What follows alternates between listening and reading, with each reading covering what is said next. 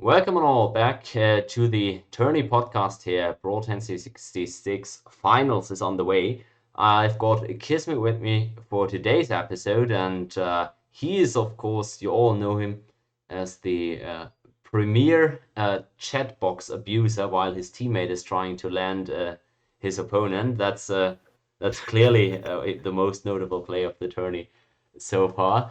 Yeah, glad to have him on. He's also coincidentally the highest win rate player of the tournament as well, at least out of all players that have played a significant amount. 6 wins, 2 losses for him, kinda, I guess, carrying Team Anti. And we'll just explore his experience in the tourney today, as well as, of course, the ongoing finals where his team was able to secure a 2-1 lead yesterday. Don't mind him getting ganked in real life here real quick. He's, I guess, just have Yeah, something come I'll up. have. Of course, as soon as the stream starts, that's when I have to just change the room I'm in. So 1 second, I'll be right back. Yeah, so we'll give Kismic that moment. I'll just extend the intro a little bit. That's all good. He'll be right back in no time. Very funny timing here. Anyways, we've all watched the finals, of course, very closely. 3 game is 3 wins is required to win the series, and we're now sitting at 2-1 for Team Anti. That is the team Kismic is on, of course. So it's only one more win they need in order to finally close off this tournament with a finals victory. Of course, Team Obi, not to be counted out, are still well in the running to make this an exciting 5 game series. They're going to have side choice for the next game. So I guess maybe we should start off talking about actually the most recent events and then keep the conversation extended in a more broader direction. For now, though, let's talk about the most recent experiences here from the finals, I suppose. How was it like? Has the finals gone kind of as expected so far, or what do you think about it?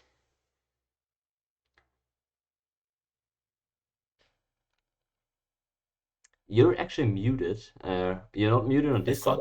All right, Yeah, fine. sorry. No. Yeah, it's been very interesting, honestly, but it's like the the constraint when it comes to when it comes to teams, like when you simply set a time and we have to make it, or not even have a game.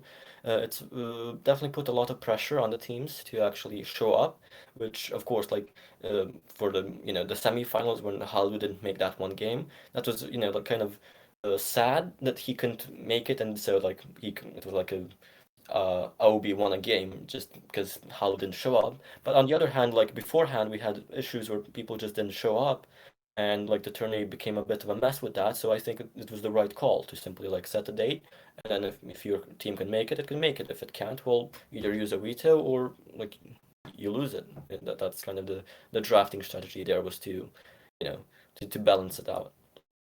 Yeah, I mean, well, I can't say I'm happy with it because I mean, the intended goal or the hope was that we wouldn't be missing out on any games. Of course, we already lost that on one. That's kind of sad.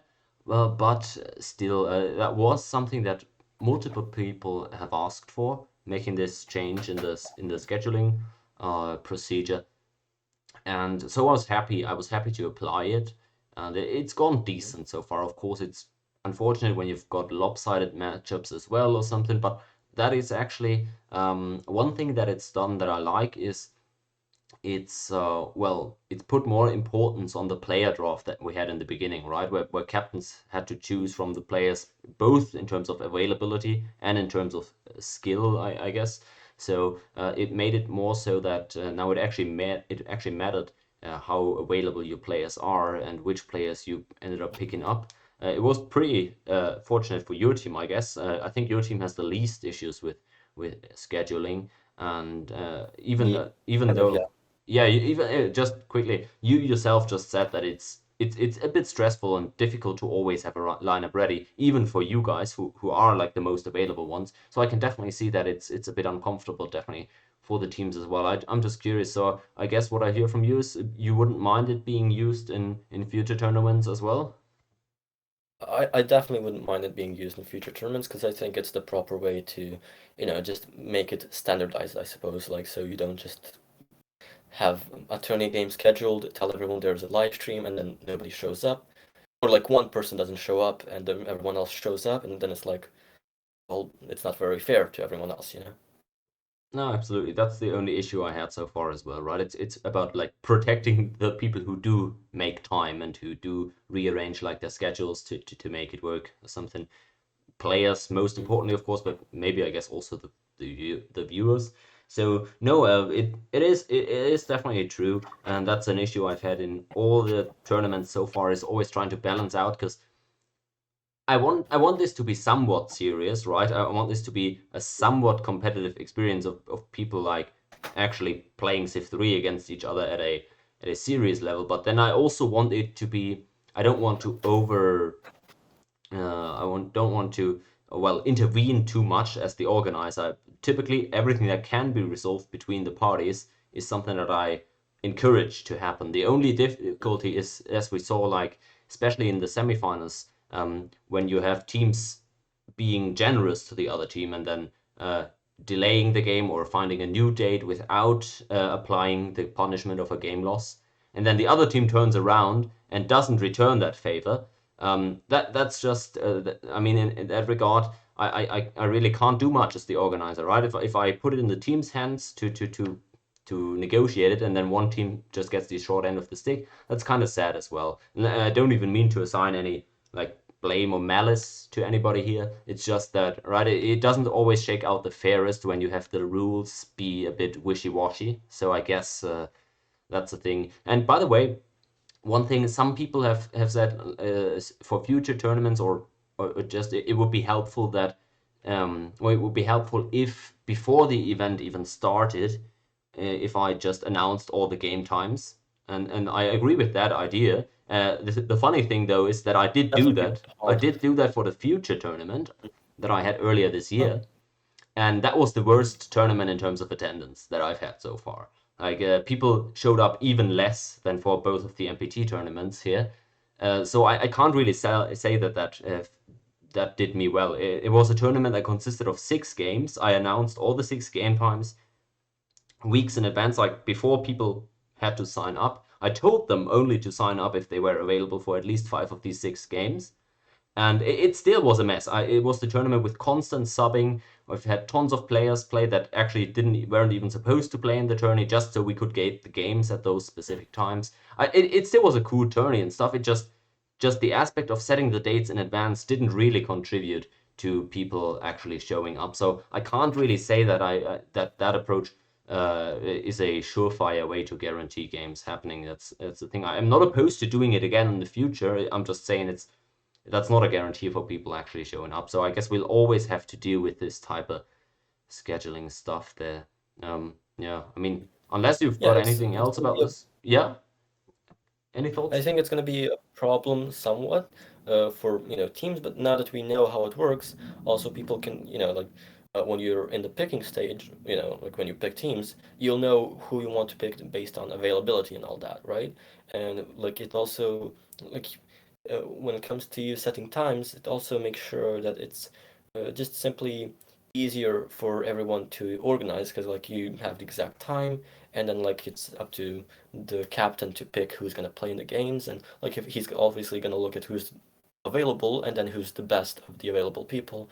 And I think it's just I think it works out pretty well as it is because of course it also one important thing I'd say is it also brings the chance for lower rated players to also get into games because that makes the game more interesting, right? Because like if all we see is like Rabdag Arch OB versus like Cheese, Antiquity, and let's say Hein, I don't know. Well, then that of course like every game is going to be the same, right? Because it's always going to be the same players. But like this, you actually get even some lower level players. You get just sometimes you get like a game where Senjay, Boogie and Reed Bob play in a game, and it's like it's their like bottom players, right? Like Yeah. the last pick players, but it's an interesting game because you get to see also that type of MPT play, right? You don't always have to see the best of the best. You also want to see some perspective there, and that brings a lot to the variety. No, I mean, typically, of course, you want everybody that signed up, and that got picked to also have the Mm. chance to play. That's though I Yeah. think that worked, or that would have worked a bit better in my previous format though, because like in the group stage, what I did, I would just ask every single player on every single team when they could play, and then I would find dates where two similar strength lineups had time to play. And that's why I also Mm. had Boogie playing sometimes. I had Green Man scheduled sometimes, who it yeah, Zardos didn't show up once, and then Orbs didn't show up once, so Greenman didn't actually get to play. But still, I had matchups made with lower tier players from multiple teams playing, Mm. and it was the so well. You said that it happened in the finals as well, right? Finals game one, you had the lower tier players from Team OB playing, and that was cool Mm. for them. That the downside is they just had a terrible matchup, right? Your team had Yeah, but a terrible matchup, like it's MPT, so it's I like this from Antiquity, as he says it. Like even in the final in the semifinals, I think the teams GG'd way too early. Like Halu gets like a kill early on one player, and the other team just GG's, which makes no sense because it's MPT. Like anything can happen. Like in that game where they had a where I was playing with Antiquity and Elk, right? I think that was the like yeah, against the lower rated team. I for whatever fucking reason, my brain turned off for a second there, and I miscalculated how fast the warrior, the Enkidu would come to me, and literally I was almost naked when the Enki was in front of my city, right? And like it's MPT, anything can happen, right? And so you don't even really need that structure that you bring. Like if you like put up a lower rated team with a lower rated team. You don't always need that because it's MPT. Anything can happen, and sometimes you want to see even the underdog, you know? You want to see a lower rated team just to see what happens. And I think that's a great opportunity with these types of games because it's always up to the captain if he wants to take that risk or if he maybe wants to use a veto, whatever, you know? I There's that guess possibility. I guess I see what you're saying. Uh, I mean, from my experience, I've cast like a bunch of tourney games in different mods even now, and typically when there's an early kill, most of the time people actually don't GG. That is something that just happened a bunch lately. But typically that hasn't been the case, and that usually what happened there was we all got excited about the early kill, but then what followed was 50 turns of the team that just lost a player trying to somehow find a kill while just being constantly choked from three enemy players or from more enemy players, and they never actually got to do anything. So it made for typically pretty boring end games, and people Mm. tried to play it out a bunch and it never really worked. But then, I mean, I guess yesterday it sort of did, right? Because yesterday you lost cheese, and then I guess you could have GG'd at that point if you felt like it wasn't winnable anymore. And I guess the point is kind of proven right there, because Auntie just cheesed a kill in return onto Obi that, in my opinion, like can never happen. Mm. That was just Yeah, like, being real. but That is also, Obi's never dying there. Like usually, it was so mm, unfortunate just with everything coming together. The tons of reloads, then the chatting going on, and then even I guess he had some reinforcement issues there as well. It's just, yeah, I don't know. But so I guess you're I'd right, right? say. Anything did happen, but it's just, I mean, how often is that actually going to be the case? Mm. Not very often, but I think when it happens, it's worth it just for that one Ah, time when sure, you sure. get like that game. And also, I think in now we can. I mean, when it comes to scheduling, I think we've said everything there Yeah, is, yeah. and really that's more up to captains. But now we can transition to that game yesterday, which was very interesting. For a ton of reasons, but I'd like. Okay, so should we? I guess we should first talk about the controversy, and then we can go about strategy and everything, right? I think that's fair. Yeah, all right. So, Give me your take. uh, here's my hot take. We have a team where Cheese picks Vikings, which in my opinion wasn't the best pick because we could have really left Persia and Celts open, and then either they ban Celts, which they should. Like if you get third pick Celts, then it's worth it. Like if it's a third pick Celts, you take that. But otherwise, you take Persia. You have the industrious trait, so you can defend against Chaskeys. You can get two defense swordsmen, so even like a decent like stack coming at you, you can still defend. Blah blah blah. Anyway, I guess Cheese wanted to take Scandinavia because again, like, Scandinavia is still a lot of, pressure just because of the longboats and because, like 5 attack units, everything. It was, in my opinion, I would have preferred something else, but I mean, Cheese is of course a better player than me and he knows what he's doing. But like that led to the situation where Obi uh, would simply have a chance to get a kill on Cheese, like early on, especially. And he goes for it with those archers, and we can discuss strategy later. But now the point is like, Cheese had his stack, and he attacked into Obi's stack, who had Bombard. And my problem there was like, um, I don't like conflict in these, tourney games because it's like we're doing it solely for fun, right? The whole point of the tourney is for fun, and like I mean, there's no even prizes, so we're legitimately doing it just for fun. And like then people start to argue about stuff because we take it a bit too seriously. I gotta admit, but still, I don't like it. And like I can draw a comparison here, which I think okay, I'll take some flack, but whatever, I have to say it. I thought that my team was a bit unfair to Obi's in that second game. I don't know if you remember the second game we ever played, where it was me, Cheese, and Antiquity versus Rabdag, Obi, and Senjay. And Obi was Egypt, and he what Antiquity was Aztecs, and he sent a dragon that like pillaged the road, and Obi attacked into that. It got the pillage off. He retreated, and then he took the worker. And we had like a big like kind of fight over. Well, it wasn't a fight, but still there was drama about that. And I remember like one of the things our team said was like that it was Obi's fault for attacking into that because he's kind of like taking a chance because he's attacking into a unit that's pillaging, and kind of it's then his fault for the bug happening because he took a chance on a bug happening, which doesn't make sense. Like, if you do something like you try to stop a pillage and a bug happens, it's not your fault that the game is old, right? It's not your fault that the bug happened, and you shouldn't really say, oh, it's your fault for taking a chance on a bug. You should say, well, the bug happened. Should we reload or should we not? Like, is that is the bug justifiable? Because some bugs, they just happen and you don't reload. So in that case, we reloaded. Like we went with Obi, and he asked for a reload, and that was fair because like it's a bug, right? And in my opinion, back then and still now, I was like, well, is it really that necessary to reload? Blah blah blah. But still, it's be sportsmanlike. It's about fun. Just reload, right?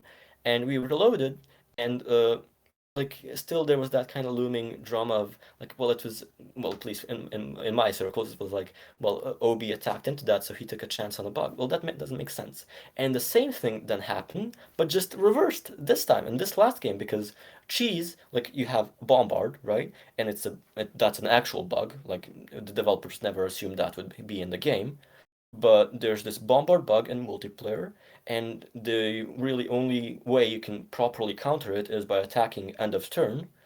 And usually, like 90% of the time, you won't have an issue with that. But like there's no other way to deal with it. So when Cheese attacked end of turn into the archers, that was the only play for him to survive. There was no other way Cheese could survive that game unless if he attacked into that, and that's the play, and that's how everyone would act. And when the bug happened, well, you can't, like, okay, in my opinion, a bug happened, but Cheese died. Let's just play on. I don't care. I don't want to reload because a kill to happen, and like he takes the settlement. Still, I mean that's a bit too much to ask for a reload on something that important. And also, I don't think it's even up to the teams to decide. I think that's somewhere where you should specifically step in. Like that's where you decide. So there's no drama. And like the only problem I found with that was the fact that like even Reaver and Obi's team were like saying that Cheese was at fault for the bug happening, and that was somehow him misplaying because a bug happened. That just doesn't make sense. It's the same as with the second game when Obi attacked into the Jag. It's you do the only option you have that's reasonable that anyone would do, and a bug happened because the game is old. You don't get to be blamed. That's a game. It's the game's fault for the bug happening. Doesn't mean you should reload. Doesn't mean anyone's at fault. But you can't really be, you can't judge Cheese for a bug happening. And I think also Cheese was he was of course a bit, how do I say it, defensive about it, because like you could hear him, like when he was typing messages during the reloads, like he was obviously upset because he died, anyone would be upset, and anyone would be especially upset if they felt like they died unfairly because of a bug. So I can understand why he would be, acting a bit salty, I guess, if you're going to use that word. And that's kind of, you got to have understanding for that. But also, you can't really then say that, like, it's Cheese's fault for dying. Like, it's not really. He did the only thing he could to survive, and a bug happened. I don't know if you agree with that. I see. I see the comparison. Like the comparison between the two games is like completely accurate, right? Um, the argument that people make when they're saying it's the fault of the guy who engages in the bug is people are saying that we know about these bugs existing. Allegedly, even like Obi said he didn't know about the Jaguar thing. Allegedly, that's even a thing that happened before and was discussed even just a few weeks earlier with the lib in a certain game. I don't really care about the specifics there, but the theory behind it is that if we know that this bug exists, then it is like it is something that you opt into. The possibility of this bug occurring is something that you opt into while making the decision, right? So they are saying basically Cheese opts for the end of turn attack into the archers, knowing that there is a chance that somehow it screws up and he loses more units than he should, and that so he takes this into account, and therefore it is partially, or it is on him to accept the outcome that comes from that. That is the argument that people make, which is, I mean, like, if that is a sound logical chain. I agree with the logical assumptions that are being thrown in there. If you know that a bug exists and you opt into a situation that could create the bug, then of course you know that the bug could occur. It's just it doesn't really matter to me because I feel like the only decision is that is the bug game breaking or not. The decision is it unfair or not. And to me, especially the cheese situation yesterday, that is a situation that could happen in any MPT game, and nobody would bat an eye if the guy just dies there, and everybody in the game would just say, "Ah, play on, play on." He attacked, he lost his deck and a turn, and so despite Cheese saying that there was a bug and it looked weird on the reload too, so I can very well believe that something happened there that shouldn't have happened. It looked like normal MPT things to me. So I would totally in favor of just playing on there. It's just how Well, here's I the thing personally though. felt about it. But yeah, Yeah, but here's the thing though. Like when it came to Cheese there, I'm not saying that should have been a reload or anything. Like I don't want to be misconstrued. I think that was a fair kill. That's not my problem because not even Cheese argued for a reload. He didn't contest the kill. He just said it was, strange because of course he's going to be, upset that it happened, and he's going to want to show his team that it wasn't his fault for dying, that it was a very small likelihood something like that would happen. Because I have like 300 games in MPT, which isn't like it's a good sample size, and it's never happened to me throughout my whole career of doing end of turn attacks, but I know it can happen. So it's extremely unlikely, but it happened in this situation, and I think that's a valid argument if you're just judging should you reload or not. And you shouldn't reload because it's a bug we know about, and also it can happen. That's fair to say. I'm just saying that like during the talk, that's what I found problematic because like people were kind of blaming, Cheese for dying there, and Cheese, of course, felt upset about that, and that was my only problem because there was drama being created out of something that wasn't really Cheese's fault. That's my whole point. I see. Dying Yeah, there, I think, was fair. It was fair, and also then that's the first part of the controversy, Cheese dying, which I felt was, and even Antiquity, like nobody contested that him dying. That wasn't the problem. Uh, but then afterwards, during all those reloads, which of course, like in my situation now, I'm turquoise. I didn't get proper info from Cheese because I asked where my horses were, and I like Antiquity told me they were to my east, which I had to road through two forests and also be like two tiles out of my land to get those horses. And Cheese didn't tell me that I had like horses 1 tile away from like my west, right? And so I find out too late about that. I start roading that way. He dies, and now I'm in a position where I don't have horses yet. I should have had horses by now. Um, we lost a teammate. We're all kind of feeling a bit, upset, like on our team side. And now after all those reloads, like I'm expecting when OB kills like that last reload that happened, that like the last crash that happened, I was expecting that OB would kill and everything would count. And I took my warrior and I put him on a mountain like very start of turn, which was a very important warrior because if I'm Iroquois, I can't really defend. I need to attack into stuff because I have archers and stuff like that, and I need to protect my horses, blah blah. So having a warrior on a mountain there in that position was very important to me, you know. And so like in that position, can you still hear me? Yeah. Yeah, I'll have to. We're having a Do you problem hear a me bit. though? But it's all fine here. I hear you. I hear you, but I'm having a slight problem with my earphones. I'll just have to turn them off, I think. Okay, I think I can charge them properly. Can you hear me now? Yeah, it's all been fine here. So I guess just continue. Anyway, I was saying like in that position, I take a mountain and like crash happens. Like exactly when the crash happens, I took the mountain. And now I'm thinking to myself, well, he took a city. He obviously sees my warrior on a mountain because it's like lagging on that screen. So it's gonna be like he's obviously just gonna see the screen of me on a mountain. And then I'm like, well, okay, it's fine. I took that mountain. Let's just reload. He kills again, start of turn, and then I go on the mountain. But that doesn't happen because when we reload like one back. Then by the time I have to move one to the mountain, right? And then the next turn I have to move onto the mountain.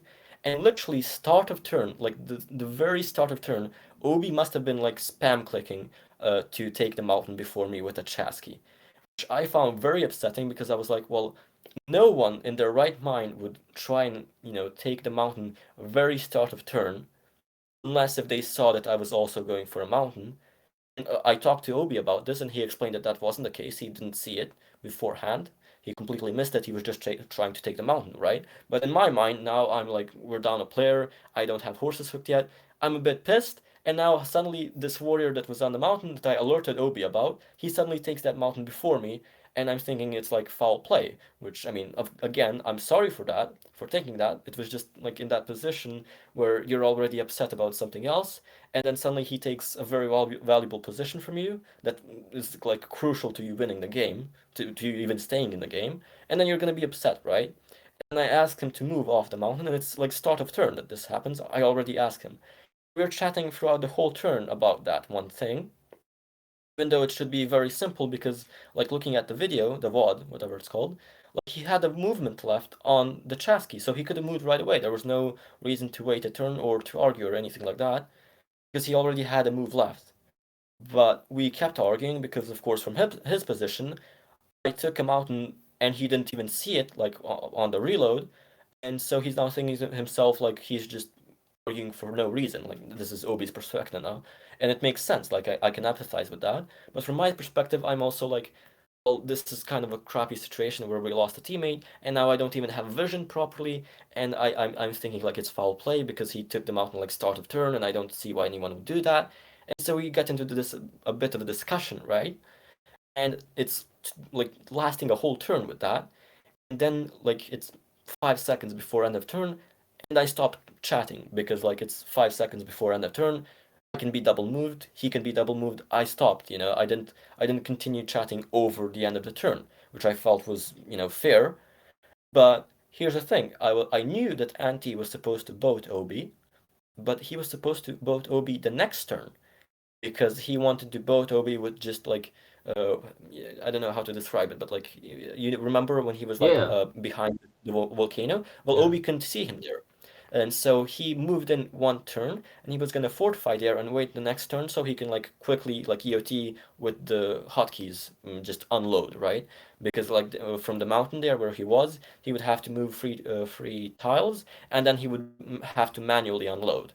He didn't want to do that, so he told me he would vote after, like the next turn. So I was chatting with Obi, and I expected Anti not to boat that turn, so I thought nothing would be wrong there when it came to chatting. And also, like, I didn't chat into the end of turn, I just chatted like 5 seconds before that and then stopped because I needed to take care of my own stuff. But this caused a problem because suddenly Ant moves his galley, and there's another galley there, and it's Obi's galley, and suddenly Obi has vision of Anti.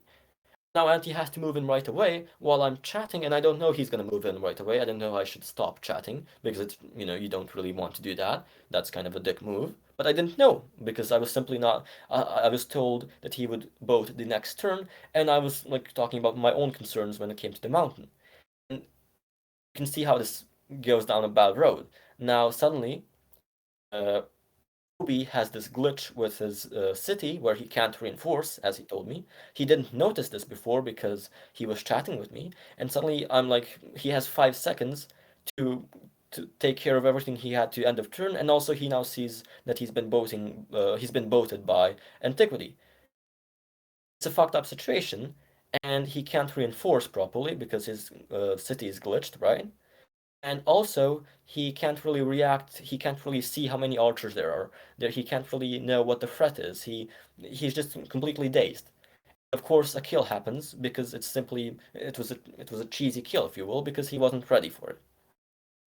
Yeah, I mean, the thing is, right, in that situation, and that situation isn't even really problematic because, I mean, of course, you just explained what like went on both sides, and it's all reasonable, right? And Obi, he was of course upset about the way it happened, but he didn't like try to force a reload or anything because he knows this happens a ton in multiplayer and in any mod where people chat about something and then something happens that affects one of the sides negatively and they say, I was busy chatting and your team abuses it, whatever. That's something that happens a ton. And typically the general sentiment is everybody accepts that when they're chatting, they themselves are by their own volition giving up their free time, their focus to yeah, they're splitting their focus and investing a bit of it into chatting. So they know that when they And spend the time they're being chatting, good.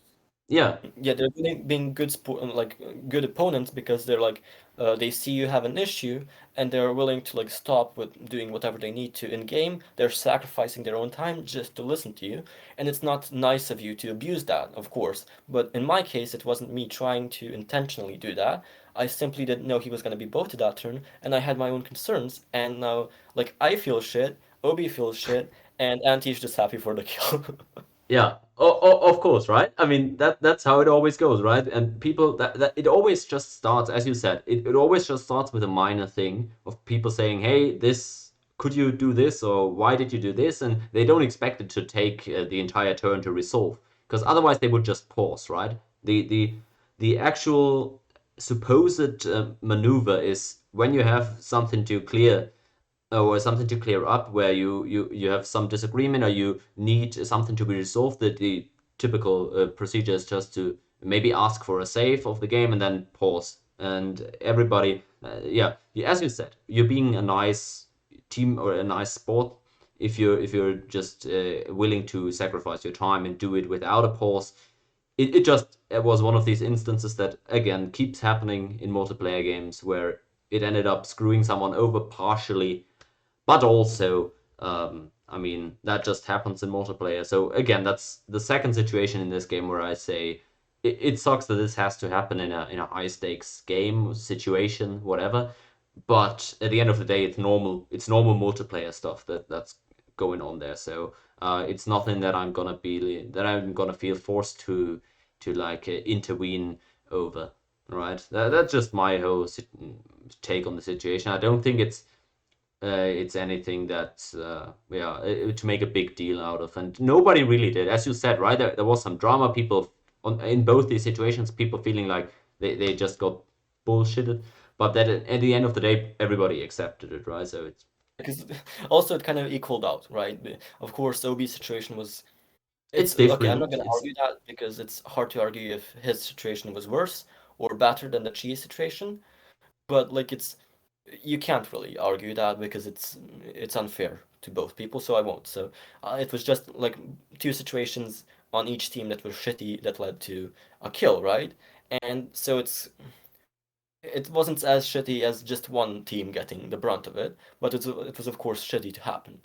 And then also like when it came to that situation, like Obi, like he made a big mistake there, where it was also like um, he did I don't know, but you can't really blame him too much. But usually you want to look at what he has, like what your enemy has, and I don't know if he had the information of what he was boated with because he attacked into the road, which made no sense to me because uh, Antiquity boated with two archers, which have one movement. One of them went on the road and can't move anymore. The other one still has movement. Just attack into the one that has movement, right? There was no reason to retake the road. You should have attacked into the archer with the movement. I guess. I mean, there's so many points during that landing where Obi can just prevent any risk. He could block the tile because there was only one tile that Anti could land on. He was out of moves, right? He could have blocked that tile. Then he could have reinforced his road. He could have because it took ages for Anti to unload and then to move on to the road. He could have reinforced his city with another unit at any point. It was Well, he couldn't reinforce. That's the thing. The only thing he couldn't do was reinforce because it was bugged, right? It was like a I city guess bug and it happened. maybe I'm Yeah. not sure when that bug happened and when he first tried to reinforce it. But I mean, again, that's why I'm saying he should never die there because there was so many points in time where he had a chance to block the play or to cancel the play. And as you said, right, he could have also probably just killed the units if he was fully focused and had all his units ready and stuff. Then that wouldn't have been a problem, right? But Mm. as you said, I fully believe that Anti didn't even mean to land in that turn because he Didn't. had He very didn't. little info and it wasn't that convenient. So yeah, I guess that situation, right? It's been accepted by both sides, and that game yesterday it was still a fun game. It sucks that we had to reload so much, of course, but it was still a fun game. And yeah, I guess so. We can maybe just talk about the most interesting part here, which to me was like the strategy for both teams, right? Yeah. Everybody's been talking about leaving Zulu up now in this tournament, and it finally happened.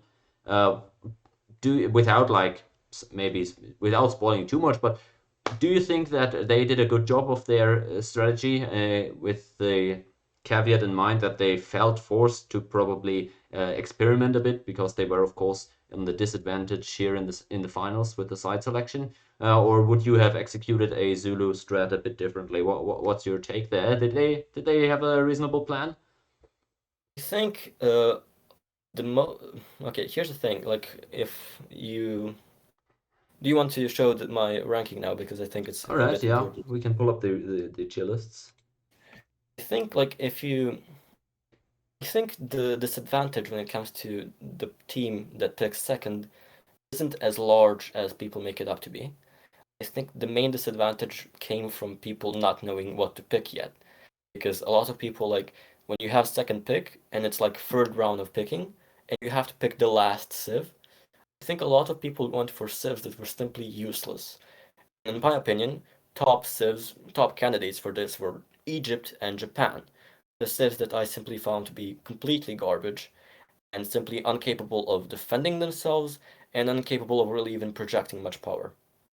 And I think that was the main downside of somebody having second pick, which was simply they have to now look at all these civs and all the the civs that are left, and they still don't have enough experience with them to know which to actually pick.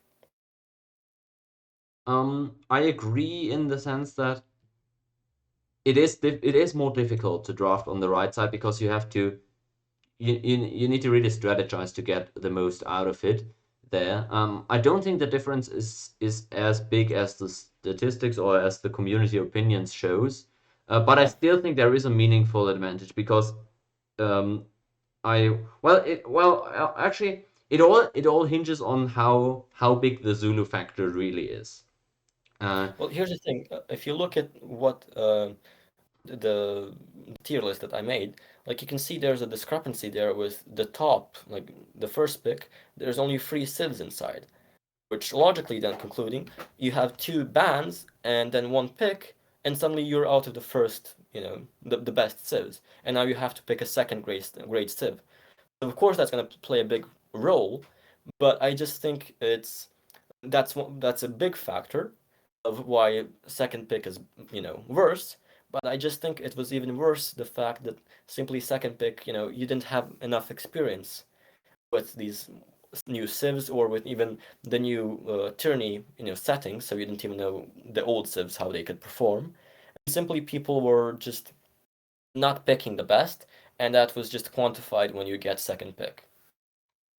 Yeah, definitely. And I think also the biggest issue there, if you're on that side, is in the first and in the third round, you are the one who picks second.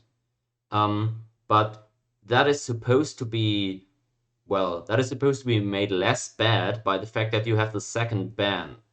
And you just mentioned that there's three clear top tier civs, and it's the easiest to explain this in the first rotation.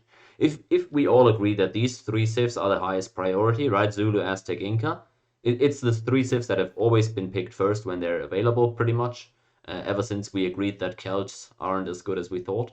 So that's the top three civs, and that isn't actually a disadvantage to the second picking civ, second picking team, if these three civs are reasonably similar in power. Because by virtue of having the second ban, you get to decide. Well, the first team, right, the team with the first pick gets to decide which of these three civs gets banned first. They have to ban one, because if they don't ban any one of these three, by the way, then the second team also doesn't ban anyone, and you as the first picking civ, I guess you can pick which one of the three you like, but then the other team gets a second one of these very strong civs, and you as the first picking team are now forced to ban the third of these civs going into the second rotation, unless you want to give two OP civs over to the enemy, right? So the first picking team has to ban one of the OP civs, and then the second picking team, usually there's two courses of action here. Usually you would not ban one of the other two, right? Because then you leave two OP civs up, and each team gets one of those. That's what Obi's team finally did in this game, and I agree with the approach if we agree that all these three OP civs are reasonably similar. But the problem was that it was actually that people thought Zulu were just OP above everything, and Aztecs and Inca were like tied afterwards for the next best spot. And if that is the case, then that's of course a huge advantage to the team who has first pick, because they can of course force the other one, Incans or Aztecs, to be banned, and they even get to pick which one of those they want to be banned and which one they want for themselves. So if that's true, then of course first rotation is a huge advantage for first picking team. But I do believe that Obi's team showed yesterday that actually you can do yourself a bigger favor by banning a civ that is worthless than actually banning a civ that is a high tier civ. And that's the one thing that the right side team hasn't really exploited very well. That's they've always banned stuff that they thought was strong, never keep in the back of their mind that if the enemy team gets to pick first, maybe we actually want to leave more strong civs up so there will be strong civs left over for us. So that's the one issue that I said on the last episode as well, right? You gotta find some more creative ways to make these first rotations count in draft, because you're just always handshaking a losing draft if you're giving one of the three OPs over and don't get any back for yourself. So I guess again, yeah, but how did they do in that regard? Do you think that giving over Zulu for Inca is decent, and how they overall executed their draft? I think I let you talk now because now I gotta get in with a big old sledgehammer and say that's a horrible strategy. That's the worst strategy you can make because, in my opinion, you brought up a good point. What if they're not all equal in the first stage? And I think they're definitely not all equal. I think that the Zulu is leagues above anything else. Then Inca is, like half a league above Aztecs. Because now let's look at what happens if you pick Aztecs. You pick Aztecs, you get early game pressure, where simply you go one city, and then you kind of have to, you'll be down on score, right? And you're down on score because you're on one city, and also you're down on production and everything else, but down on settlements, everything. just so you can have some early game pressure. It's one attack and one defense. So since it's one attack, you can't really kill anything properly if they just make, 5 warriors. And you can't, pillage anything because it's one defense. Again, they just make 5 warriors and attack into the Jag. And the Jag dies. And this is the crux of the issue with the Aztecs, where simply, they have a lot of potential to, like, let's say you have 3 enemies, right? And you're Aztecs, you get to let your team grow a bit and also pressure the enemy. So now your team can grow like 10% more than they usually would, and the enemy has to grow 10% less. Because simply they have to defend against the, Jaguar warriors. And that's the only reason why Aztecs is even in S tier and why it's, worth it, is simply because even that small amount still kind of makes a difference. It's not amazing, Civ, but still it's good enough with that pressure that simply you won't get a kill usually. You shouldn't get a kill. Like you can get a kill if the enemy plays bad, but the enemy should not play bad enough for you to get a kill. That simply should never happen. The only thing you can do is make the enemy play a bit more safe, and then win a late game by having like 2 maybe agricultural civs or something, anything that can grow, that can make a big stack, simply because you'll have a lot of pressure on the enemy early on so they can't expand, right? And that's the whole point of the Aztecs. We kind of saw that in most of their games where they simply would pressure the enemy. It would simply make him, not expand as much. And those who didn't do that, who just expanded without caring, well, they just died. And I mean, you can't really, if that's just playing bad. That's just straight up them not playing as they should and getting punished for it. So I think the Aztecs are simply a bit too gimmicky to be, that highly rated. As opposed to the Inca, which have the exact same ability as the Aztecs with their Chasqui scout, because again, you're not trying to get a kill. You're trying to pressure the enemy to make them smaller while you expand. And here in a situation where you pick Inca, well, what are you doing? You're basically doing that, but a bit different because now you pick Inca, you have your 2 teammates that can expand a bit larger because all the enemy warriors are going to be inside the enemy land, just protecting against your Chasquis from like double moves and shit like that. Well, you are agricultural, which means you don't have to stay on one city. You're also part of that team expansion phase where you pressure the enemy, you make them have smaller empires, by maybe like 10%, which isn't much of a difference, but when it's 3 people and also all of your 3 teammates are also like 10% bigger because they don't have to worry about enemy warriors and archers and shit like that, it's a very big advantage. And I think that's why Inca are simply so powerful because they can function the same way as Jaguars, just with that early pressure, but also expand. They're very versatile in that by that perspective. Now finally we get to Zulu, which are just they're basically how do I put it? When you're Zulu, if you can survive that early game, those first like 6 moves, sorry, the first 6 turns, 8 turns, let's say, you're basically free to rule the fucking game because when you have 2 defense units and the enemy simply can't really kill that because you have 2 movements, so you can even move away when you need to retreat everything. Suddenly the enemy can't just it's not gonna like shrink by 10% during the game. It shrinks by like 20% because they simply have to make way more warriors to protect every tile so you can't get through their empire, so you can't get the MP like behind them, and then again like they suddenly you have like one MP in the front, one MP in the back, you're fucked, that's why the Zulu are so impressive because simply you can't get rid of them easily. So much an investment to try and get rid of imps in your land, but also like you can't really then project power. You can't like go out. While with the Zulu, I mean, you saw that game. I think he didn't play Antiquity didn't play the perfect Zulu game. I think you could definitely do a bit better because he got a bit bad RNG and also didn't quite do the best double moves. Still, he had the basic concept of send a few MP out you shrink down your enemy to make them afraid, to make sure that your team can grow and won't be focused by the enemy, and then just make settlements. If you remember in the game, he had the second settlement out, and he's not even agricultural. It was quite amazing to see. Just the pure power of projecting that power. Anyway, Uh, just projecting that power out with the MP, and then just getting your own settlements out. Not taking early GA, having the settlement, having like free settlements and then getting a GA. That was it was genius. I mean, it was exactly how you should play Zulu. And I just think, like in the commentary when it came to Reaver and you really didn't quite see that. I really noticed that you oh, I didn't quite didn't. as. I really didn't. No, I didn't see the power there. But yeah, Mm.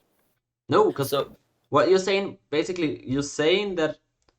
Well, I guess the disagreement would be. I also agree that he did get cities out at a good rate, so he was never really behind the curve or anything.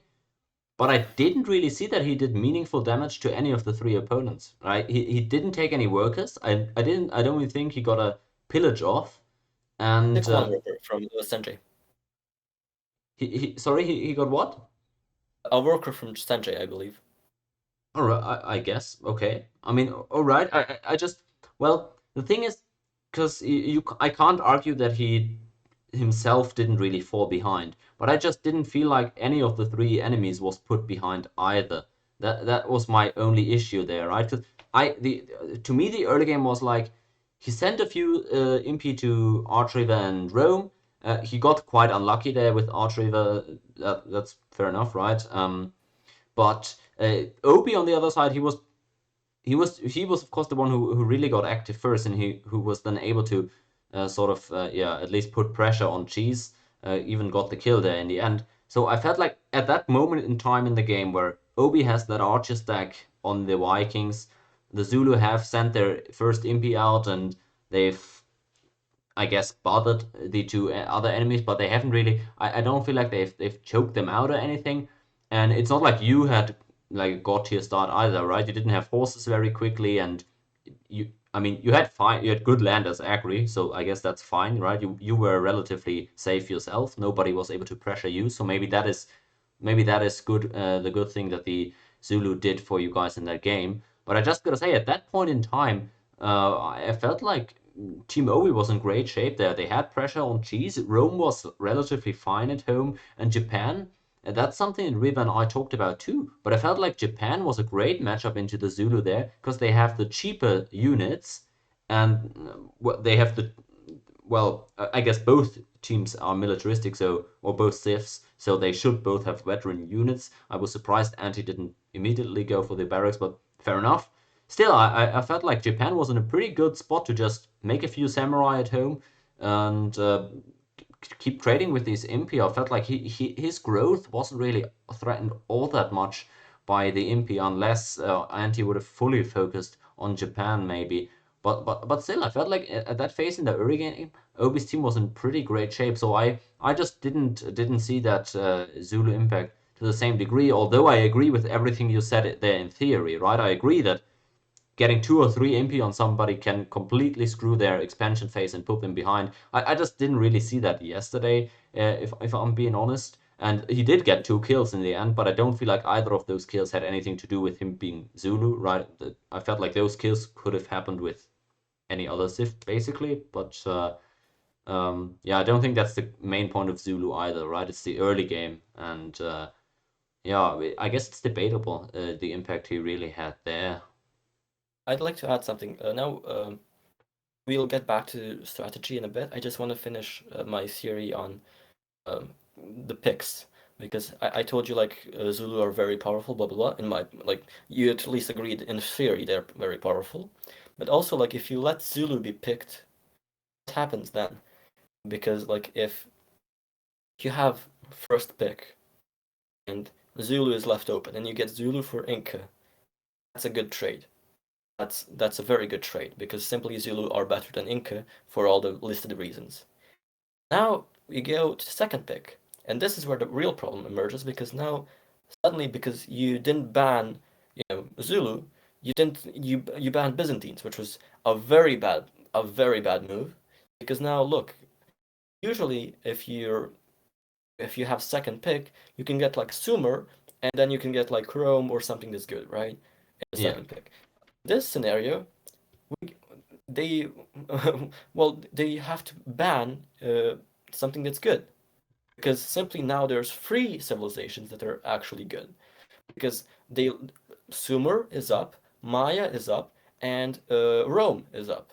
All those three can be picked in the second round of picking because simply one of them wasn't chosen in the first round. And that's the crucial thing because not only do you now lose the first picking stage of getting something that's worse, Inca compared to Zulu, you'll also lose the second round because there's, you know, it's free things that are good, and you get to ban one and pick one, which means the third is left to the enemy team. That's also a big fuck up. Well, but That's why it's supposedly that's the same situation as in the first round, right? Where you have three contested picks, and you are supposed to get the better of those picks, right? If because you have this first pick in the second round, so I guess you felt they shouldn't have picked Rome there, or what was no, the? no. I'm saying they shouldn't have banned Byzantines. They should have banned Rome or Iroquois or Sumer, one of those three. Because look, like in the first round, let's do a mock draft. Enemy bans Aztecs, other enemy bans Zulu. Uh, like this team, first team bans Aztecs, second team bans Zulu, first team picks Inca, second team picks Sumer. Sumer versus Inca, you're down, right? You don't have the best civ there. It's a bad trade. Now in second pick stage, there's really two good things you can pick. You can pick either Maya or maybe like Rome or Iroquois, blah blah, something like that. But still, they're not like usually you want to go for Maya or for Rome. And since you have second pick, you get first ban. You ban, let's say, Persia, and now the enemy team has to either ban Sumer or has to ban Maya because they excuse me they either have to ban Rome or they have to ban Maya. And usually they're gonna ban Maya because nobody wants the second team to have Maya because that's a good counter to Inca because they can build a lot and they can also protect against Chasquis. So they ban Maya and now you're left with Rome. So at least in the second stage you get Rome and also all the really good civs are already picked. And so then you get like Rome for Iroquois, which also now that's something arguable. Should you pick Iroquois or Rome? Hard to say. I think maybe Iroquois is better, as we won't argue about that. The point is, in that scenario, you lose the first round if you don't ban Zulu, because then the enemy gets Zulu, but you also lose the second round of picks because suddenly there's one more civ that's very good that's up for bans or for picks, and it's not good for you, you know? Then the enemy will simply get one more good civ. I see. That's why I think. I see I see what you mean there. I don't think the priorities are as agreed upon as you maybe made it out to be there. Yeah, Beyond the it's first, not, it's not about it's not about which civ is there. It's more about like if you ban, you know, Byzantines, suddenly there's if the Byzantines are the worst, well, by logically concluding there's now one more good civ in the pool. And suddenly now when it's second pick stage, there's going to be one more good civ that then the other enemy can pick. That's my whole point.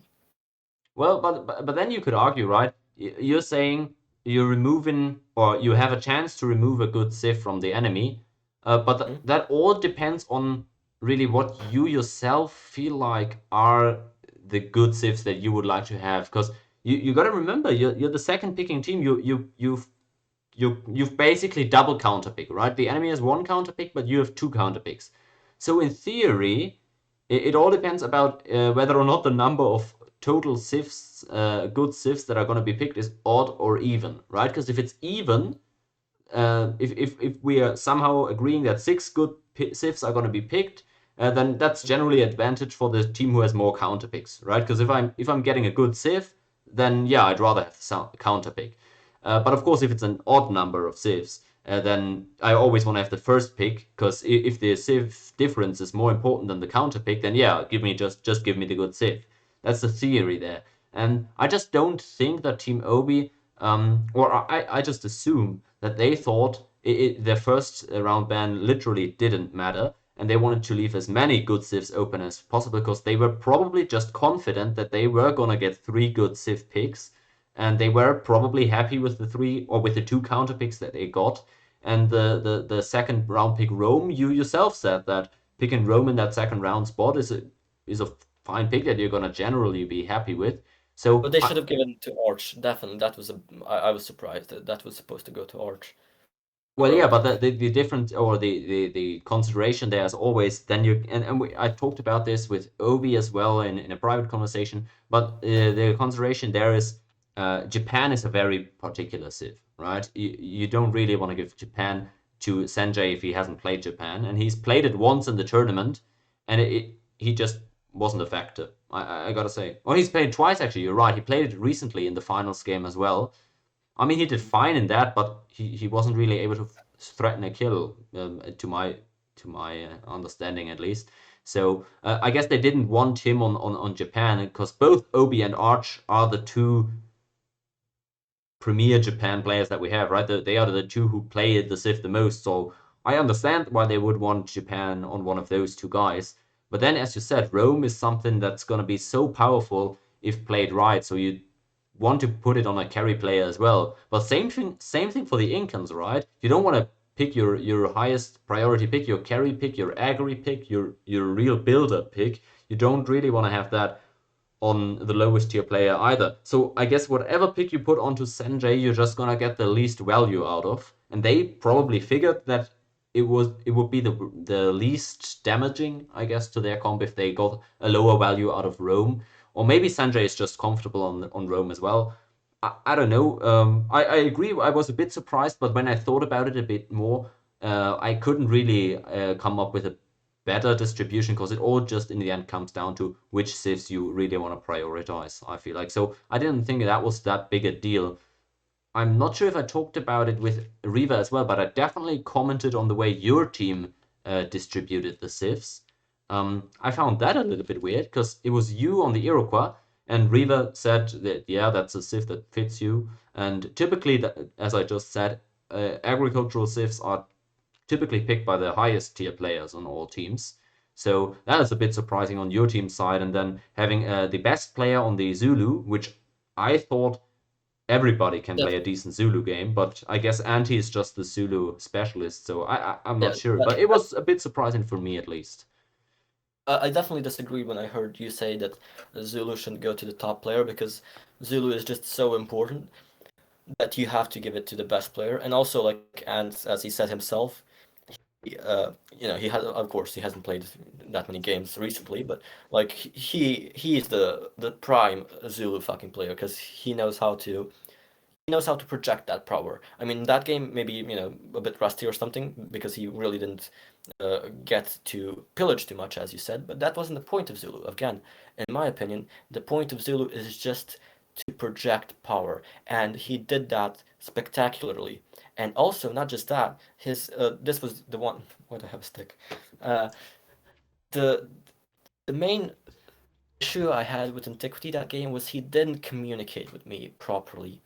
That really screwed me a lot Was a because bit of a hectic game, I guess, yeah. yeah, but he didn't communicate with me early on because I thought he was going to focus Rome mostly, but now that I remember correctly, he did say he was going for Sanjay and he did say he was going for Arch and stuff, and I should have paid more attention. That was my fault. But if I had known that Japan was that fortified in his own land, I would have greeted way more, which is kind of the point. The whole point of picking Zulu is to allow your team to greed, as I said. That's the whole point of picking those rush civs. You simply allow your team to have a lot of pressure off of them. And in that scenario, like I played a very bad Iroquois game, like a very bad. And it was just simply the problem of I I played way too safe because Anti told me to play very safe because I mean I'm still the lowest player there, the worst player there. So in my team, I mean.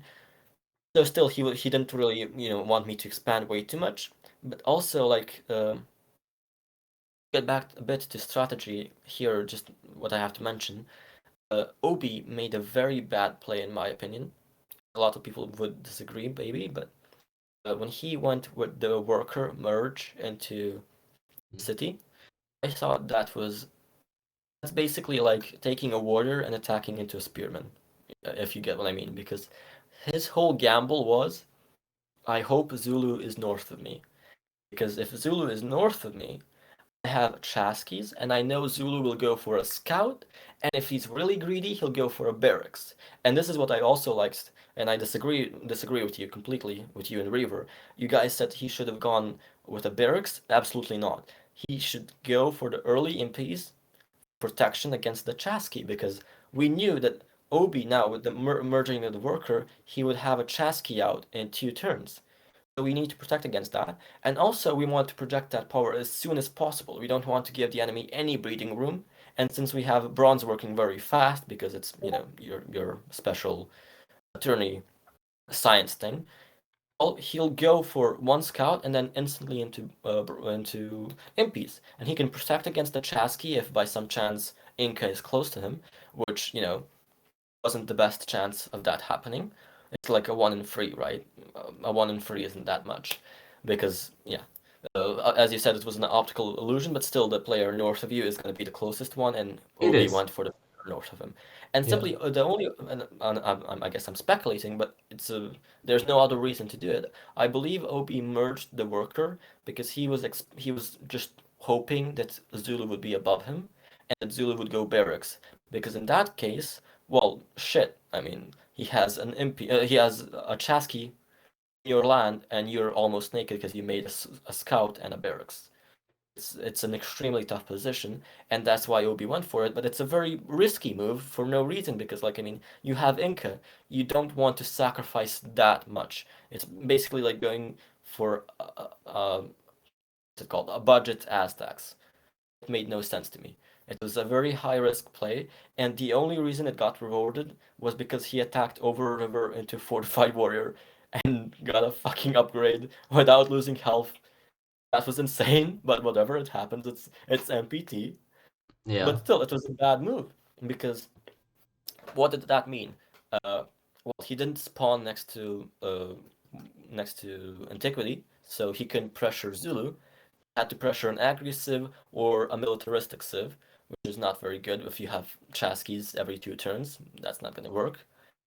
So, like, your allies can't help you because they're being pressured by Zulu, but you can't really do much because it's just Chaskies. So you completely destroyed everything you have when it comes to late game, because you merge a worker. Like, that worker is beyond important. There's no, you can't even, like, it's hard to even prescribe how much importance that first worker is. He just pissed that away. And not just that, he also pissed away his GA by, going super early on just on one city as Inca. And, Jesus Christ, why would you do that? Like, if your enemy survives your first wave, well, okay, game over.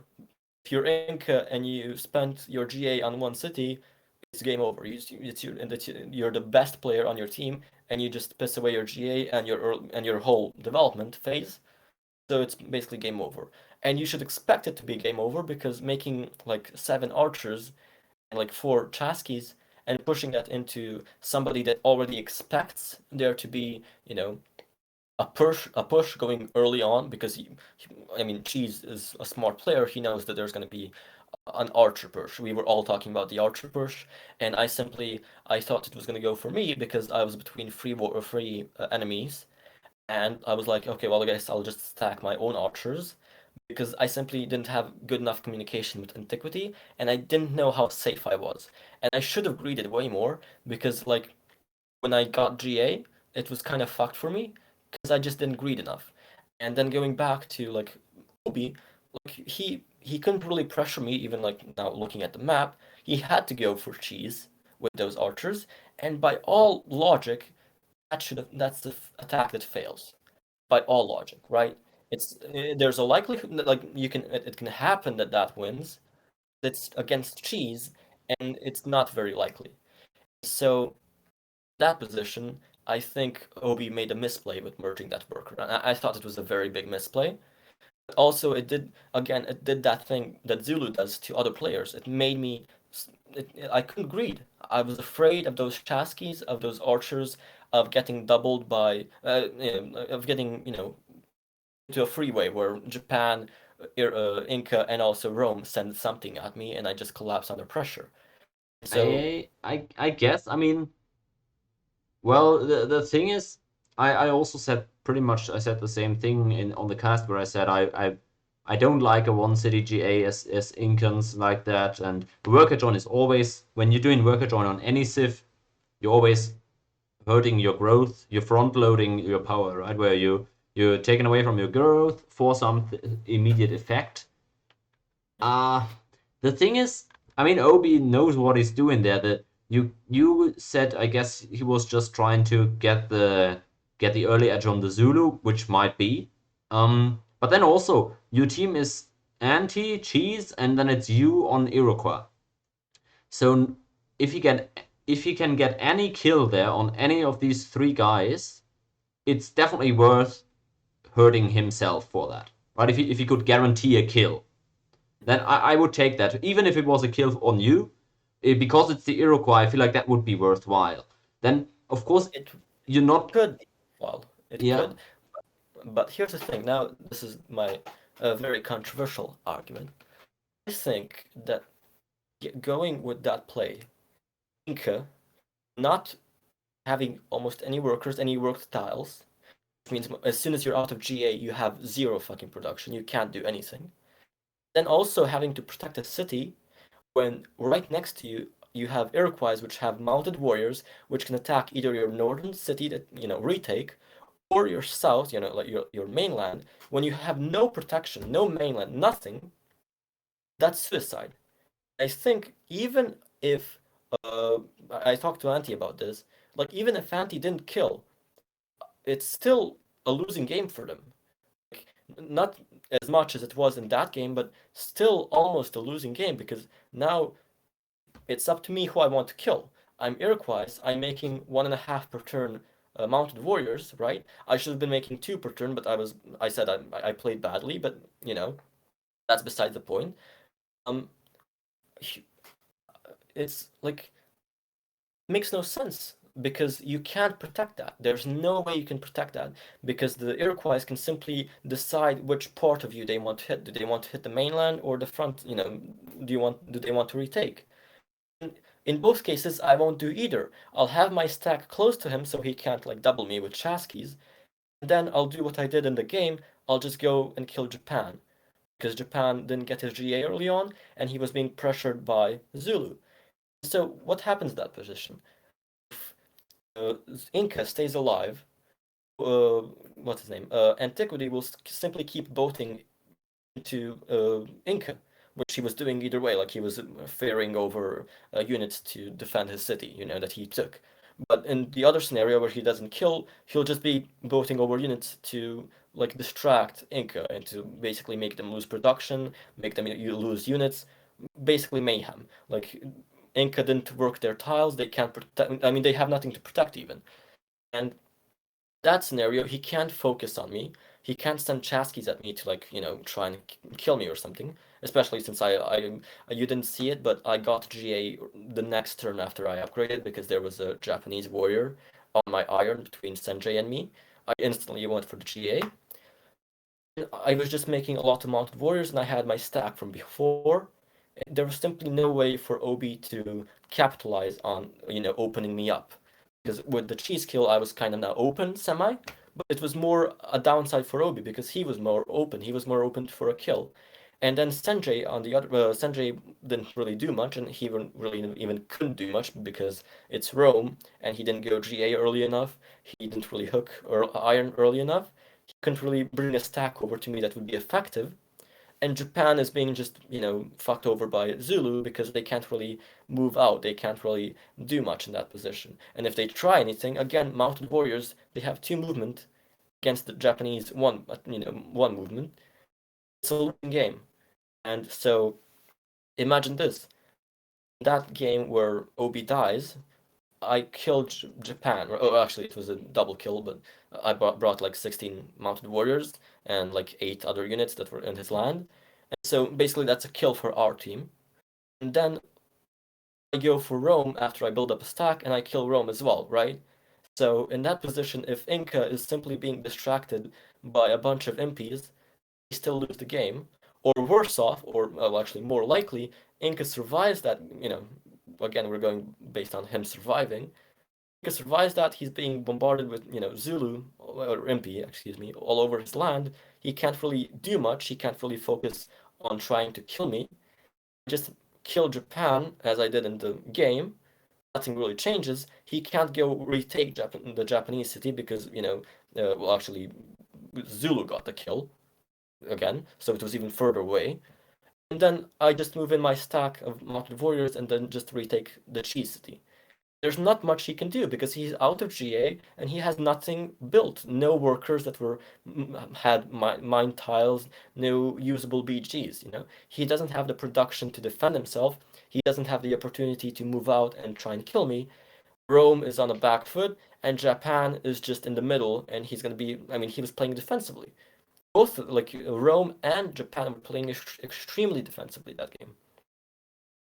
Yeah, but I mean, I don't see that it necessarily is a problem. I feel like if Inca lives there, I feel like they definitely outproduce you guys. It took quite a while until you actually got kill threat onto Japan. I mean, you had to first get your few chariots upgraded and then continue to produce some units to actually have kill threat. And the Zulu themselves, I mean, he had his he didn't have a huge stack himself. That also, I mean, I'm not exactly sure how many turns that was after Obi died, where you then It ended was up getting it was archery. But 10 turns.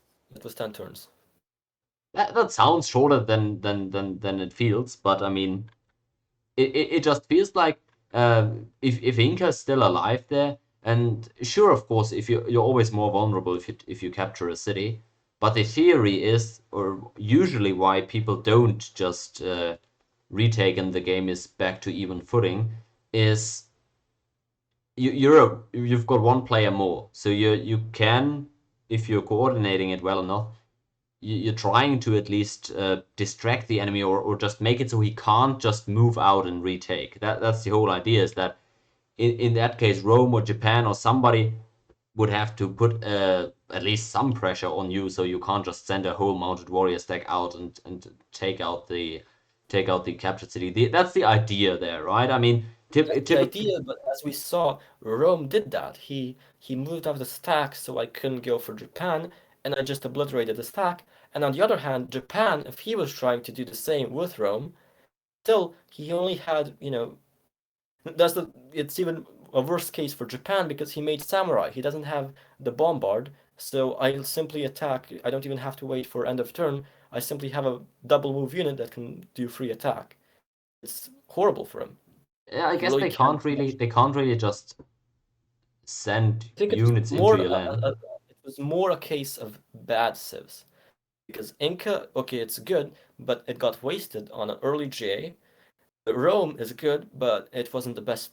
It wasn't their best player, so they couldn't capitalize on that.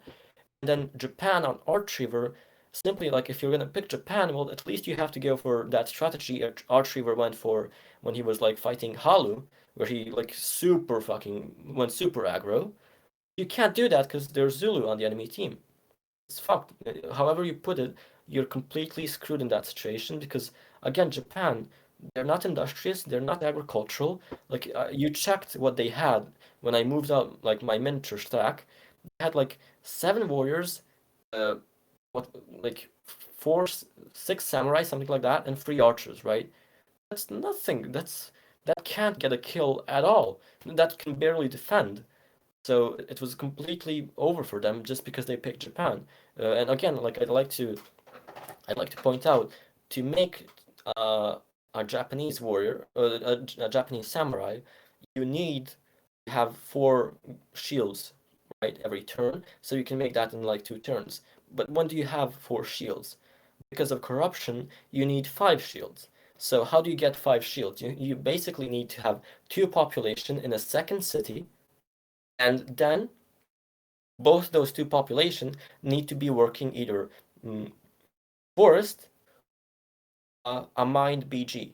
That's the only way you can get a samurai every 2 turns, right?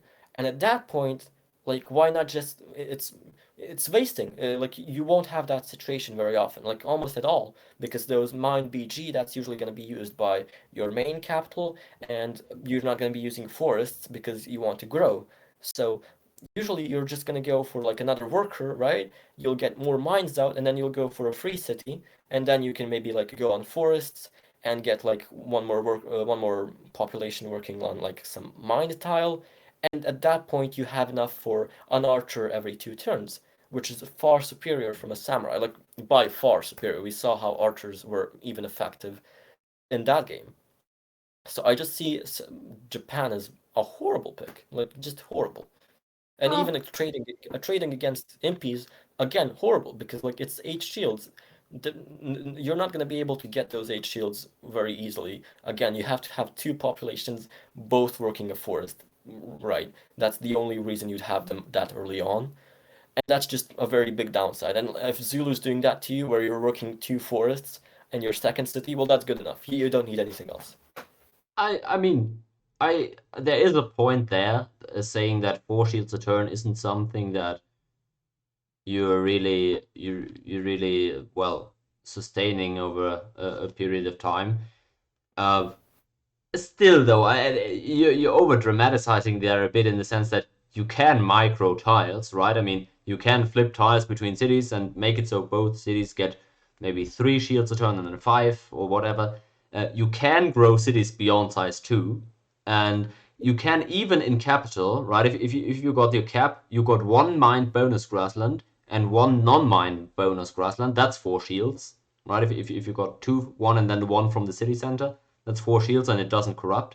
So I feel like that you can naturally get samurai without wasting production if you want it, right? That's the whole point. Yeah, you gotta make that a conscious choice to optimize your production and micro tiles or whatever, manage your growth so that you get samurai if you want them. I feel like if you're why I think you're flexible with Japan, right? I don't think you need to spam Samurai, but if you're against Zulu, who stream Impi at you, you might want to spam Samurai. But then if you only want one or two Samurai to get a GA and then build up an Archer stack or whatever, you can also do that. The only issue I see is, of course, like you said, they don't have natural production bonuses. I guess they have their worker, which in some sense is almost like being industrious, right? Your roads are quicker if you're on flat land, or basically all your worker moves are quicker on flat land. So I guess you're like semi-industrious, I guess. But still, they're not like the sickest production ever. And I guess their units are all relatively telegraphed and easy to pick off. Yeah, and It, also with industrious, it's a large part of being industrious is having that early, the first warrior, excuse me, the first worker you have that can produce very early. oh, sure. That's the whole point of, being industrious. But when you don't have the first worker even having that bonus, well, shit, man, like it's not even industrious and it's not even at the beginning. So it's like, yeah, No, it's no, sure, I helpful. see. It definitely you're not. It's not meant to be like. I could have just Yeah. made them industrious, right? If I wanted them to be industrious. But the thing is, Imagine Japan industrious with the worker though. yeah, that's it, right? That could have done that. Still, I mean, you can join worker, right, and get that peasant a bit earlier if you really want the bonus there from that. I'm still not sure on the math there, but I guess you can force the peasant earlier if you really want it. Um, I don't think they're like a top tier Civ or in any means, but I feel like Obi has used them quite effectively in the tourney at different points. I also feel like they looked very good against, for example, in that 1v1 you did where you were Mayans. I feel like Japan looked very, very good against the Mayans there, actually. Archiever almost was able to get kill threat on you there with Japan. And keep in mind that you're in the tournament, you're not going to trade Japan for Mayans, right? They're not the same tier of civs. So I felt like there is potential in that civ, but it is quite difficult to make them work. I see why you don't like them, right? All these reasons that you're saying, they are definitely not a typical uh, yeah, go-to MPT Civ. Um, and barely nobody picks them, or barely anybody picks them, right? It is kind of consensus that they're not one of the top tier Civs. But I don't mind Obi's team focusing on them because I feel like both Archriver and Obi have had games where they justified that pick. Debatably, maybe you could have made another Sif work in that spot better or whatever. But I mean, it's always theory is one thing, but as long as people actually show me why their picks are legit, I I'm fine with them. I don't feel like Japan was a huge liability because you keep saying they hurt their draft by picking them, but what other Sif could they have picked in that spot, right? I mean, that's what I'm wondering. I think Egypt would have been better just because it's industrious. Also, like when you're Egypt, think about this. You have MPs on the enemy team. So of course, if you don't get agricultural, basically you'll have to pretty decent, like be safe. Like you have to make a bunch more warriors. But after that phase, like it's they have imps which they don't have kill threat. They have that pressure. They have, the potential to destroy your land, but they don't have kill threat, which is very important because when you pick Egypt, like Egypt is just such a, fucking just a wet towel, like it's so easy to break through Egypt that it's astonishing. But if the enemy picked for their first pick impies, then if you can survive the early game, in which you can because you're industrious, so you can, road and mine faster, so you'll have more production. If you can do that, then later on you have chariots, the war chariots, whatever. That's very good. That's a very good counter because looking at their team lineup, they have Rome, Japan, and Inca. And Inca is like it's a two mover, but it's not a Celt or a Iroquois or Egypt or even Hittites. It's not a mid game, late game two mover. It's an early game two mover. And I think when you're picking, like if the enemy has a late game two mover, which is a mounted warrior, you want to have that too. You want to have that potential where, like, if Japan there in that position was to send a stack at me, I could just maneuver around it, regardless of the fact that he had those workers and could mine super fast to me, simply because it was a one move unit versus my two move unit. But on the other hand, if he had warrior chariots, I have I'm very weak toward chariots because I have one defense and the warrior chariot has two attack, but it costs less. And also, it's a good counter to me because he can just move into my land before I even get GA. Because of course, like if I'm making mounted warriors, it takes longer to make mounted warriors than to make war chariots. And so in that position, even with Egypt, a civ that I don't consider very powerful because they're so weak on defense, it was the right pick. It was a much better pick for their team. Yeah, maybe. I mean, I see definitely the matchup against Iroquois sounds way better than for Japan. And typically, I guess And, and Scandinavia. I also thought that it was like a very good matchup against Scandinavia.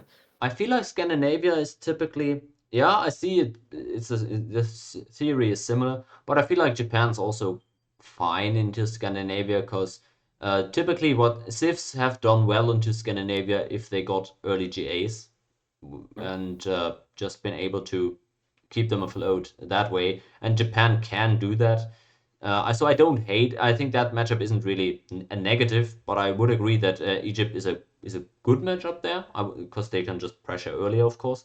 Um, into Zulu, I mean, I guess, right? You say Egypt is fragile on defense, of course, right? And I guess the only concern there, you don't mind on Egypt being on two cities or on three cities. So if Zulu keeps you small, that's probably not horrible. But It's then not. again, it only takes one other player chiming in with a few units and you might die, honestly, right? That's the only concern I have, right? If you are getting pressured early by Zulu, then you gotta make the decision, do I still want to go for the horses, make war chariots early, get my GA and whatever? Or do I just not even make a stack at all and just get my GA and do archers? And do I just turtle for the entire game? And at that point, you don't get anything out of your Egypt pick, I feel Well, no, like. you get you out of Egypt. Turtling is also good enough because if you simply decide to play Egypt correctly, which is to not focus on the war chariots as much. You still have the industrial trait, which means you can hook that iron faster even. You're an upgrade civ basically because you'll upgrade your warriors and get that extra defense. And then you also have the war chariots, which just puts pressure on everyone else, like in their mind, like, oh, I can be doubled by a war chariot at any point. I see. I mean, I guess I just feel like for Egypt, you're more often than not you're in a great danger of just dying there if it's not going your way early on, and I haven't really seen them. Yeah, I haven't really seen them be huge in the tourney so far. They also, like the Aztecs, I feel like profit so much from the uncertainty of the regular MPT maps, and I feel like they are a bit too telegraphed for this tourney, and I haven't really seen a huge impact Egypt. So I see why people are getting more hesitant in picking them.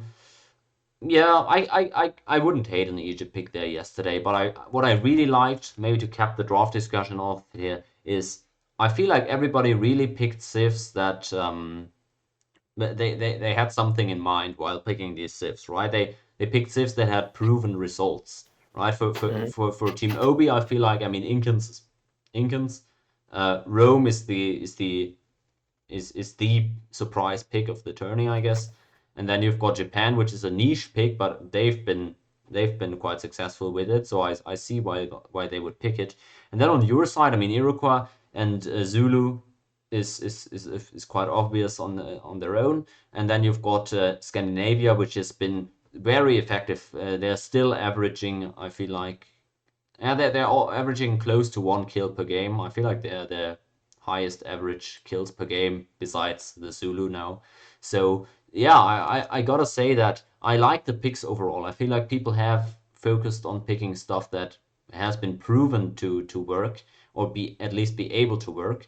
I see why you say that you like your draft better. I feel like Obi's draft looked quite fun in practice. I feel like they had a winning angle there at the time.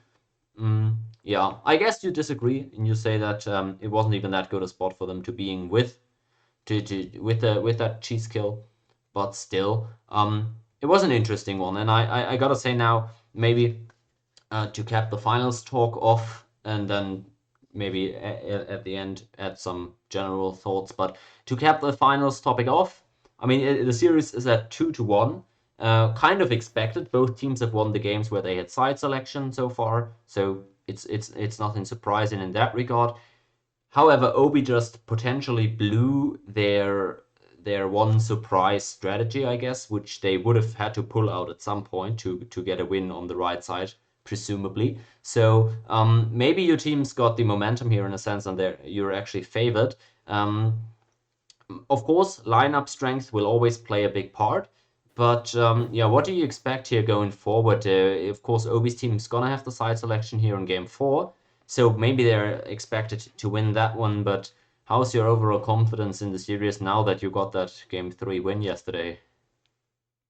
Well, I think from the beginning it was well, yeah, as you said in the during the stream, look, you had on our team two players that were basically good enough to be caps, right? Yeah.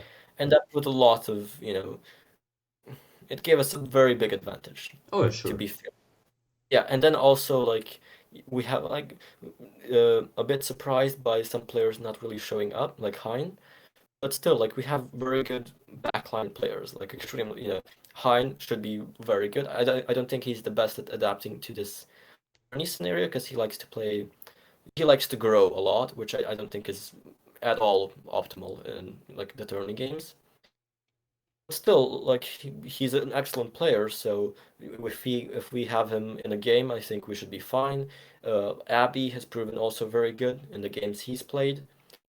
El Quixote, I mean, it's All uh, right. yeah, like he can go for those like unexpected plays, but also like he doesn't really focus too much on production and stuff. So when it comes to late game, it's always a bit, uneasy with him.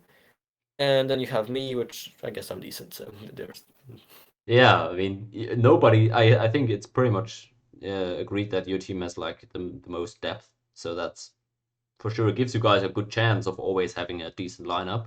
But as you said as well, right? The 3 games so far, not only did the team with first pick always win, but also the team with the better players in terms of elo and in terms of ranking in the draft and everything has always won. In that game 2, it was a little bit closer, but Obi's team did have the advantage there. They had Obi, Rabdak, and Archreaver, so they had the top 3. And your guys, I mean, you had Anti, Elk, and yourself. So I mean, I'll never forgive Auntie for not picking Rome in that situation. It's just all crazy. right. I mean, it might have been a winnable one, maybe, but I gotta say, right? It's the better lineup that won in all 3 games so far. So we can't really be Also, sure like, if actually lineup or draft side is more important. We don't really know that yet. But in the group stage, your team won the series 3-1. You got the chance to do the same thing right now on Sunday here. So it'll be exciting. Well, what's your feeling about it? Like, if you had to predict, first, I'd like to say just one thing about that game we lost. And I still the sleepless nights I have from you missed it, but there was a point where I had one Enki left in Rabdag's land, and also we played very badly with going for like trying to kill Rabdag with like 3 warriors or 2 Enkis and a warrior. Besides that, like I had one Enki in his land, and he planted. I still had a movement left, and like end of turn, I move onto a mountain, and very start of turn, like I'm spam clicking, and I hit into his city that was just planted and has one fortified warrior inside, and it kills.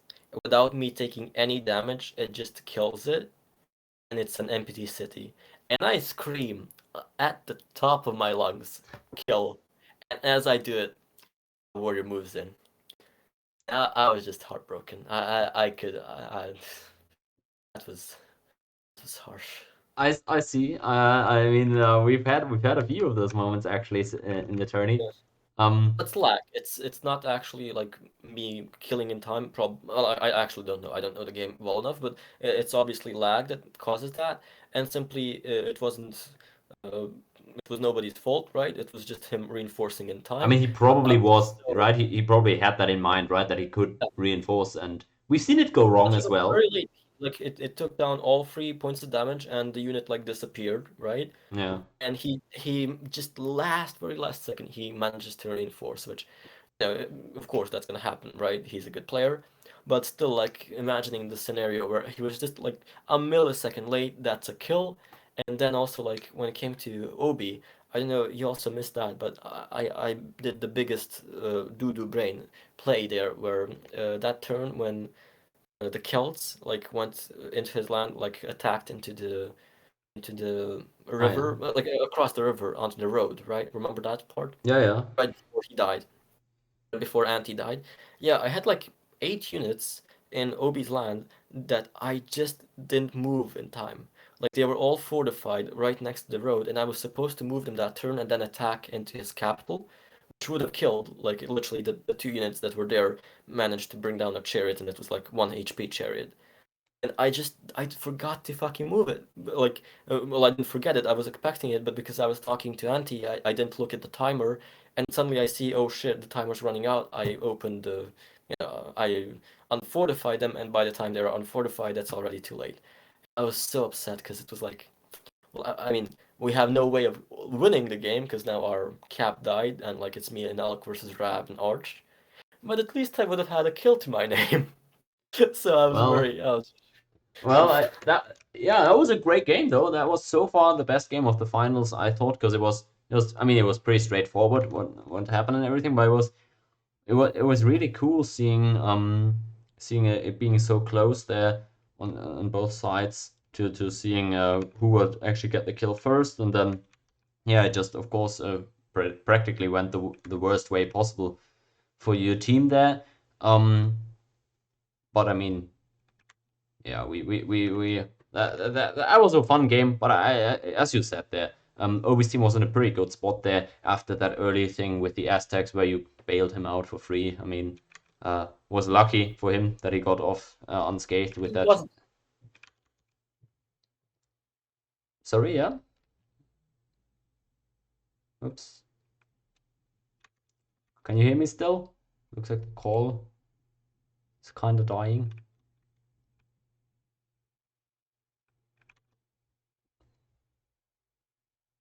I'll try to reconnect to him, of course.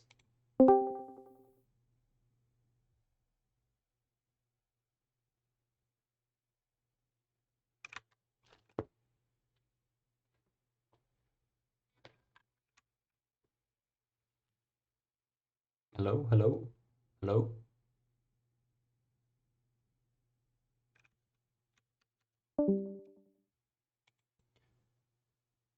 All right, but having talked about the finals and everything around that up to this point, yeah, looking forward, of course, to the rest of the games on Sunday. Potentially only one game remaining, so we'll see about that. But that's it for the finals part. Is there anything else we got to talk about for the tournament? Is there any thoughts you've got left that you didn't get a chance to mention so far? I'd just say that I think it's gonna be fun because, I mean, like tomorrow, I think even though, as I said, like first pick has a big advantage, just the fact that now we know how we should pick, like in that, that previous game where I talked about, Egypt, um, Aztecs, and Rome. I mean, if we just had Rome and they had Celts, I think it still would have given us a chance, maybe, of winning. And I think now that everyone knows somewhat what to pick, I think it's gonna reduce the emphasis on the strictly being like whoever picks first is at a big advantage. I think it's gonna be reduced, and I think that we should have a good game tomorrow, and regardless of who picks first, I think it's MPT. Who knows who'll win? All right, so basically, well, no telling really. Mm. Definitely think you guys are favorites at this point, but yeah, I wouldn't put it past Team OB2 if they get good lineups, maybe yeah, still at least make the series go the distance. So looking forward. It's been exciting so far, and it's definitely going to be an exciting end to the tourney as well. Of course, praying for us actually getting games. I hope nobody ends up missing the games due to some unfortunate reasons. But all right, that should do it for us today. Then I guess we'll end the episode right here. Yeah, best of luck to you guys tomorrow, and I hope Mm. the listeners enjoyed our lengthy discussion today. I'll see everybody in the stream tomorrow at 8 a.m. Eastern Time or 2 p.m. Central Europe.